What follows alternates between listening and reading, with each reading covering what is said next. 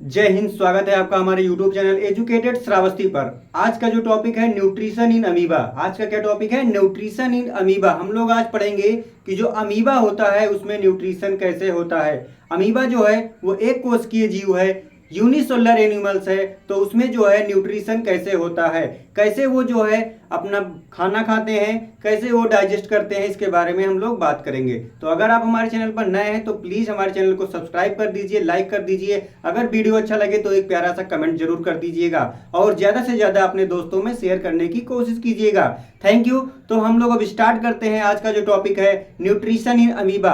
Amoeba जो होता है यूनिसेलुलर एनिमल्स होता है। कैसा एनिमल्स होता है? यूनिसेलुलर एनिमल्स होता है। जब हम लोग ऑर्गेनिज्म को डिवाइड करते हैं तो बेसिकली दो तरीके के ऑर्गेनिज्म होते हैं। नंबर एक होता है मल्टी सेलुलर ऑर्गेनिज्म और दूसरा होता है यूनिसेलुलर ऑर्गेनिज्म। जो यूनिसेलुलर ऑर्गेनिज्म का मतलब होता है वो केवल और केवल एक सेल से मिलकर के बना होता है। उसमें सारी प्रोसेस जो होती हैं केवल और केवल एक ही सेल के अंदर होती हैं। और जो मल्टी सेलुलर एनिमल्स होते हैं उनमें बहुत सारे ऑर्गन सिस्टम पाए जाते हैं। ठीक, इस टॉपिक पे हम लोग वीडियो बना चुके हैं, हमने बना दिया है, उसको आप लोग देख लीजिएगा। यूनिसेलुलर और मल्टी सेलुलर एनिमल्स ऑर्गेनिज्म को हमने क्लासिफाई कर दिया है अपने वीडियो में। हमारे चैनल के वीडियोज में जाइएगा और उसमें आपको ये वीडियो मिल जाएगा। तो चलिए अब हम लोग स्टार्ट करते हैं बिना देर किए कि जो न्यूट्रिशन होता है अमीबा में वो कैसे होता है, इसकी प्रोसेस क्या क्या है। ठीक, तो यहाँ पे जो हेडिंग पड़ी हुई है न्यूट्रिशन इन अमीबा। आज हम लोग पढ़ेंगे कि अमीबा में पोषण कैसे होता है। आप सभी लोग जानते हैं कि जो ह्यूमन बीइंग है वो खाना खाता है, उसके बाद उसके स्टमक में उसका डाइजेशन होता है, फिर उसके स्टमक के बाद में जो है स्मॉल इंटेस्टाइन में होता है कुछ डाइजेशन, फिर जो है वो बाहर निकल जाता है लार्ज इंटेस्टाइन के होते हुए। लेकिन जो अमीबा होता है वो केवल एक ही सेल का बना होता है, उसमें कोई ऑर्गन सिस्टम नहीं पाया जाता है। तो उसमें कैसे न्यूट्रिशन होता है? ठीक, तो amoeba is a unicellular animals. यहाँ पे लिखा हुआ है कि जो अमीबा है वो केवल और केवल यूनिसेलुलर एनिमल्स है, मतलब एक ही सेल से मिलकर के बना होता है। वो हम लोगों को दिखाई नहीं देगा, नेक्ड आई से हम लोग उसको नहीं देख सकते हैं, केवल और केवल उसको हम लोग अल्ट्रा इलेक्ट्रॉनिक माइक्रोस्कोप की सहायता से ही देख सकते हैं। जितने भी यूनिसेलुलर एनिमल्स है उसको हम लोग आसानी से नहीं देख सकते हैं। ठीक, अमीबा क्या खाता है? Amoeba Yeats tiny microscopic plant and animal. ठीक, अमीबा क्या खाता है? जब वो यूनिसेलुलर है तो वो केवल और केवल माइक्रोस्कोपिक एनिमल्स और प्लांट्स को ही खाएगा जो पानी में तैरते रहते हैं। ठीक, अब अमीबा जो है पानी में रहता है तो उसको उसके खाने की चीजें कहां से मिलेंगी? जो चीजें पानी में तैर रही होती हैं, जो प्लांट्स एनिमल्स हैं जो पानी में तैर रहे होते हैं, उन्हीं को जो है अमीबा खा लेता है। ठीक, अब मोड ऑफ न्यूट्रिशन कैसा होता है? Mode of nutrition in amoeba जो है वो होलोजोइक होता है। ठीक, जब मोड ऑफ न्यूट्रिशन आप लोग पढ़ेंगे तो उसमें जो होता है एक होता है होलोजोइक होता है, सैप्रोफिटिक होता है, पैरासिटिक होता है। ठीक, ये सारे हेट्रोट्रॉफिक मोड ऑफ न्यूट्रिशन में आते हैं। अब आता है एक ऑटोट्रॉफिक मोड ऑफ न्यूट्रिशन। जो ऑटोट्रॉफिक मोड ऑफ न्यूट्रिशन होता है उसका मतलब ये होता है कि वो खाना अपने आप से बना लेते हैं। जैसे पौधों को देख लीजिए, ठीक, वो खाना खुद से बनाते हैं। जब हम लोग हेट्रोट्रॉफिक मोड ऑफ न्यूट्रिशन में जाएंगे तो ये हेट्रोट्रॉफिक वाले दूसरों के ऊपर डिपेंड होते हैं। उसमें भी कैटेगरी है, जैसे कि होलोजोइक है, सैप्रोफिटिक है और पैरासिटिक है। ठीक, होलोजोइक मोड ऑफ न्यूट्रिशन का मतलब यह होता है कि ऐसे एनिमल्स जो पूरे तरीके से दूसरे एनिमल्स या फिर प्लांट पे डिपेंड होते हैं, मींस पूरी तरीके से वो दूसरों के ऊपर डिपेंड होते हैं, उनका मोड ऑफ न्यूट्रिशन कैसा होता है? होलोजोइक मोड ऑफ न्यूट्रिशन होता है। ठीक, अब किस मेथड से अमीबा जो है खाना खाता है उसके मेथड को हम लोग क्या कहते हैं? फैगोसाइटोसिस कहा जाता है। उसके मेथड को क्या कहा जाता है? फैगोसाइटोसिस कहा जाता है। ठीक, फैगोसाइटोसिस का मतलब होता है सेल फीडिंग। ये अमीबा जो है वो केवल सेल को फीड करता है, यूनिसेलुलर एनिमल्स को फीड करता है, माइक्रोस्कोपिक एनिमल्स को फीड करता है। तो इसलिए इसके मेथड को क्या कहा जाता है?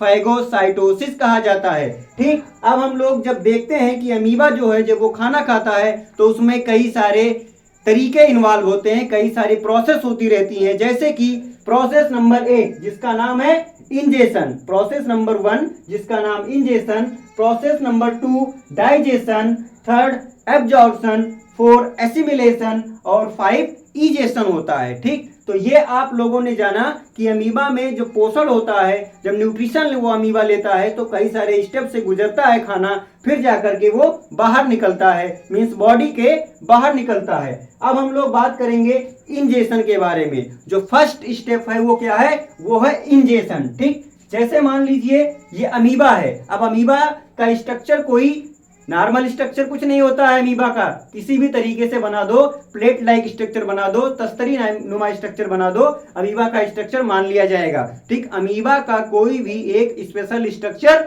नहीं है। अब अमीबा क्या करता है, अमीबा के पास मूव करने के लिए क्या होता है, सीडोपोडिया होता है। जो प्रोटोजोन एनिमल्स होते हैं उनके पास, हर एनिमल्स के पास कुछ ना कुछ चीजें पाई जाती हैं जिनकी सहायता से वो मूवमेंट कर सकते हैं। जैसे हम लोग क्या करेंगे, हाथ पैर है उससे मूव कर सकते हैं, वैसे ही अमीबा के पास क्या होता है, सीडोपोडिया होता है। अब हम लोग कहीं खाना देखते हैं तो हाथ से खाना खाएंगे ना, पैर से तो खाएंगे नहीं। तो अमीबा क्या करता है, अपने सीडोपोडिया को, इसमें पी साइलेंट होता है, सीडोपोडिया को क्या करेगा, दो वो फिंगर लाइक प्रोजेक्शन का फॉर्मेशन कर देगा। नंबर 1, नंबर 2, जैसे उसने यहाँ पे देखा कि खाना यहाँ पे है, पानी में तैर रहा है, अब वो क्या करेगा, फिंगर लाइक प्रोजेक्शन को बनाएगा जिससे वो खाने को कैच कर लेगा। ऐसे ऐसे वो फिंगर लाइक प्रोजेक्शन बनाएगा, फिर ऐसे खाने को कैच करके अंदर ले लेगा। ठीक, यहाँ पे खाना था, अब इसने सीडोपोडिया को फिंगर लाइक प्रोजेक्शन में कन्वर्ट किया, अब खाना इसके अंदर चला जाएगा। ठीक, ये हो गया प्रोसेस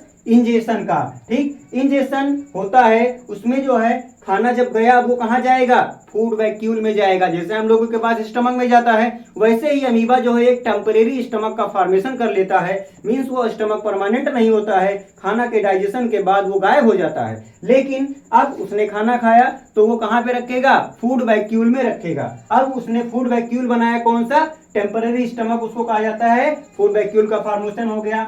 फिर हमने भी आपको बताया फिंगर लाइक स्ट्रक्चर का फॉर्मेशन करता है, सीडोपोडिया को फिंगर लाइक स्ट्रक्चर में वो कन्वर्ट कर देता है। ठीक, अब जब वो खाना खाएगा, चूंकि वो पानी से खाना ले रहा है, पानी में जो चीजें हैं, जब वो पानी के साथ में खाना लेगा तो उसके साथ कुछ वाटर चली जाएंगी, उसके अंदर कुछ वाटर चला जाएगा। अब वो क्या करेगा, वो फूड को सिंपल फॉर्म में तोड़ने में हेल्प करेगा। ठीक, नंबर 1 स्ट्रक्चर हो गया इंजेशन। अब नंबर 2 होता है डाइजेशन। अब इसमें क्या होगा, डाइजेशन का मतलब ही होता है कि कॉम्प्लेक्स चीज को सिंपल में तोड़ने का काम ही डाइजेशन होता है।